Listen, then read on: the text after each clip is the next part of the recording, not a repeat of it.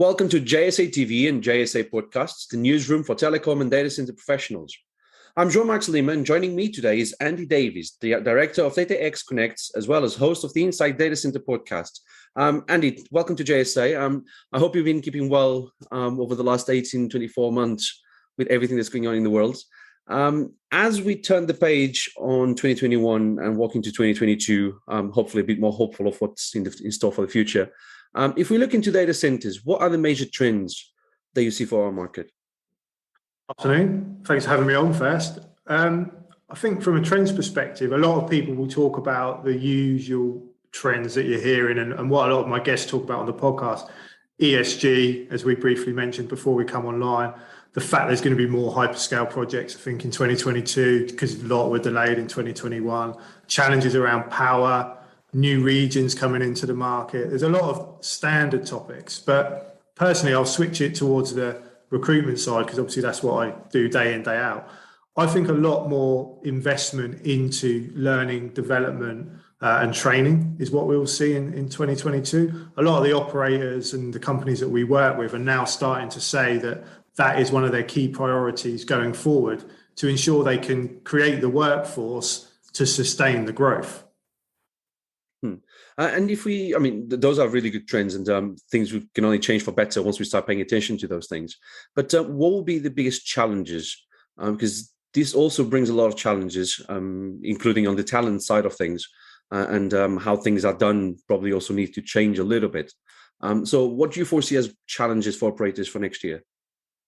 Again, most of the discussions I have are obviously around talent. So around how can we attract people? How can we recruit people? How can we retain people? You know, there's a big piece around the talent in the industry at the moment. There's obviously a huge skill shortage across the world as well. You know, within Europe, it is a major challenge at the moment. And there's a number of different facets around why. You've got the issue of new entry-level people coming into the sector. You know, we need to attract more at that level. Where do we find them? How can we get them into the industry? You've got trying to attract from other sectors. So what can we do as a sector to bring more people into the data center sector? And then retention is a huge piece. You know, there's not enough of us in the industry as it is. So what we don't want to be doing is losing people to other sectors. So it's a big challenge for the data center sector to ensure that it's the sector of choice within engineering, IT and construction, and that we are actually investing and really working with a strategy to attract and retain people in the data center industry. Okay. If there was one thing that if you look at operators today, if there's one thing they are doing completely wrong, and if you could change tomorrow, you would change it based on what you just said, what would it be to make this a better place for people to stay and retain talent in the industry? From a retention point of view, a lot of the conversations we would have with engineers or people working for operators is a stress. It's a very stressful job. They're operating in a critical role, 24/7 shifts, etc. They really need to be on point all the time. So if a candidate is coming to us potentially to look for a new opportunity, a lot of the time it is because they just feel that there's too much pressure on them. So I think having those conversations with your employees around, work-life balance, are they happy in their role? Can they conduct their role to a high level with the stress of the position? And just remembering that they are people, they have a life outside of work, and ensuring that as a company, or whether you're an operator or another organisation, you are putting a real focus on ensuring that, your company's a nice place to work, you're looking after your staff and you're checking in with them. Don't forget to have those conversations with your employees. Mental health being very important, especially in the days that we live in, even more important as a lot of people work from home. But let's talk about your business. So DataX Connect. Tell us a little bit about the business and what is the roadmap for 2022? Yeah, no problem. So DataX Connect, we're a data center talent provider, recruitment company. The brand was established around 18 months ago. We created the brand during COVID, like you do. I think sometimes you need a challenge to actually kind of realise that you need to change things. So we use that time wisely. But we've been doing data center recruitment for around 5 years. We were just doing it under a different banner. What our goal is, or my goal is, I want to create a global leader in data center recruitment with a huge focus on customer service. I want our clients and our candidates to work with us because we give an excellent service, and that's really what our core focus is and what we're built around. As regards to what we do, we operate globally. We recruit across the world now. The majority of our business at the moment is in Europe.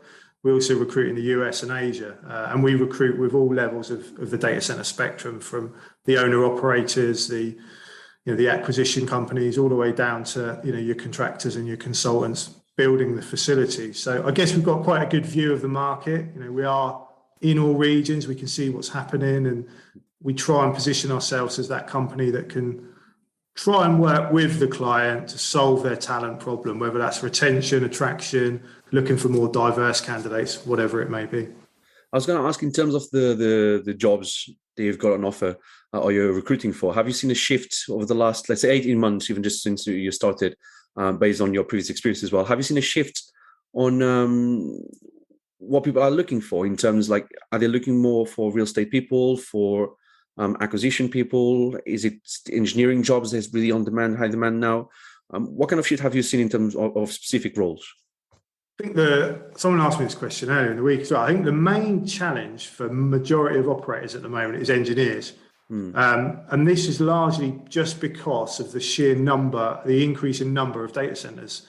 So if you looked at the London region as an example, they're pushing up to a gigawatt of data centers now, and obviously that increases the amount of engineers needed. But those engineers are not there because the data center engineers in that region are already employed in other data centers. So what you're finding is that the operators are having to look a bit outside of the box to try and attract those engineers. And where can we get them from? What attributes are we looking for? Rather than specifically saying, I need someone with 5 years data center experience. So we've seen that as a lot. And obviously, sales opportunities have been quite big this year. Again, as capacity increases, the operators obviously need to fill that space. So they're looking for more sales staff. But generally, it is everything and in the majority of locations at the moment. Okay. Just a quick side question, because you mentioned, for example, London and getting up to 1 gigabyte in the shorts of engineers. Have you seen Brexit having any impact on talent shortage already?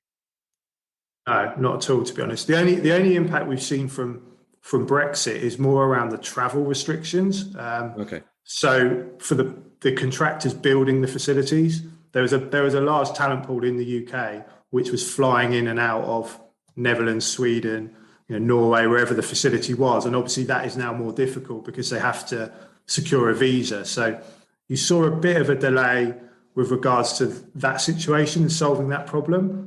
But from a capacity or development perspective, the UK market is busier now than it's ever been. I think that could be a positive impact of Brexit, to be honest, because there is obviously a lot of organisations looking to bring their data into the UK rather than holding it in the EU. But within Europe, again, we've not really seen a slowdown in development in any countries. We've probably seen an increase in development outside of the usual flat D markets, pushing into the new territories and new regions. Okay. And Andy, tell me about the Inside Data Center podcasts. When did it started? Why did you started it? Gives a bit of juice from behind the scenes. Yeah. So again, the Inside Data Center podcast started around July 2020. I think I have to look at my date to realize what year we're in. It's been such a crazy 18 months. So the reason why I started it was I listen to a lot of podcasts. I enjoy podcasts. And I just got frustrated with the industry not sharing its stories. There were so many great people in the sector, so many great things happening, but everybody was hidden behind this.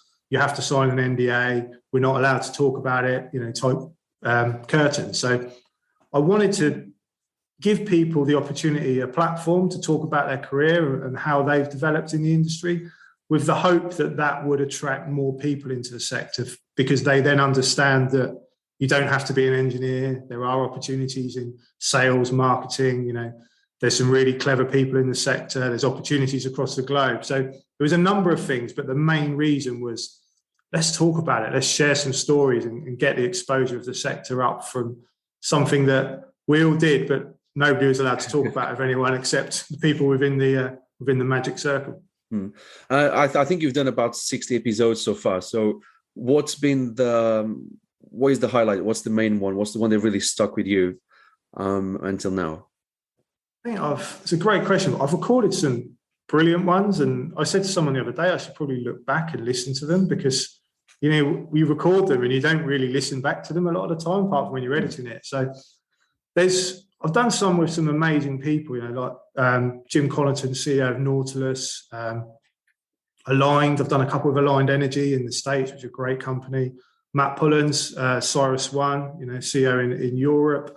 I recorded one last week with, which comes out this week, with Chad Harris, who's Windstone Data Centers, building a Bitcoin mining data center in Texas. So there's so many different stories. And then I recorded one a long time ago with Jack Harris, who's a recent graduate, just started in the sector. There's so many different people and different stories. And until you speak to them and find out their career, you don't really know what you're getting.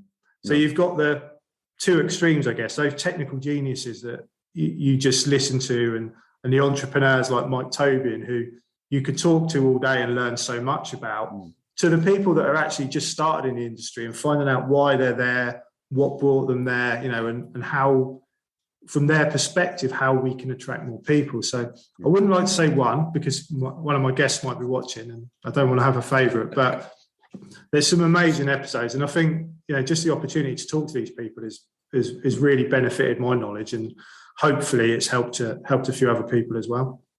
It always does. It's amazing to see what's happening in the industry. And as we were saying before we came on camera as well, we're talking about the new faces coming into the sector, especially during COVID. And we can't wait to go back to an event, real life event, and hopefully not know 50% of the people there. That'll be amazing. Exactly. And I always say, it'd be great to just hire a pub and just have everyone in the pub in London or wherever it is in the world and just have a chat about the sector, because there's so many great people in it. Everyone wants to help each other. We all want to talk about it, but it's been difficult to get that platform to do it face to face. And hopefully, I said this last year, but hopefully next year we can definitely do it. Hopefully next year definitely we should do it, and let's hope that things get better from here. But Andy, thank you so much for your time, and thank you to our viewers as well for tuning into JSA TV and JSA podcasts. And don't forget to check our social channels for more content. Until next time, happy networking.